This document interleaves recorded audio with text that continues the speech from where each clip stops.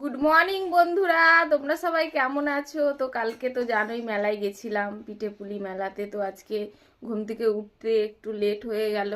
তো ঘুম থেকে উঠে সংসারের কাজ সব সারা হয়ে গেছে, আর এখন আমার ডিউটি আর কি। আমি কি খাচ্ছি সেটা তোমাদের দেখাই। হ্যাঁ, খাবো আর কি।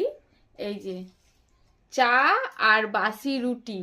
তোমরা কে কে পছন্দ করো চায়ের সাথে বাসি রুটি বলো। আমি কালকে আসলে করেছিলাম 5 পিস, 2 পিস ছিল।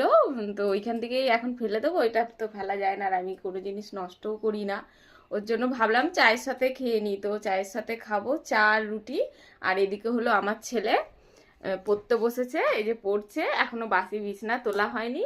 ও বললো মা খুব খিদে পেয়েছে, ওর জন্য ওকে আর কি মুড়ি আর চানাচুর দিলাম, ও ওইটা খাচ্ছে আর পড়ছে। তো চলো বন্ধুরা, টাটা, আবার পরের একটা ভিডিওতে তোমাদের সাথে দেখা হচ্ছে। আর তোমরা জানিও কে কি খাচ্ছ সকালবেলায় উঠে। টাটা, বাই, ভালো থেকো, সুস্থ থেকো।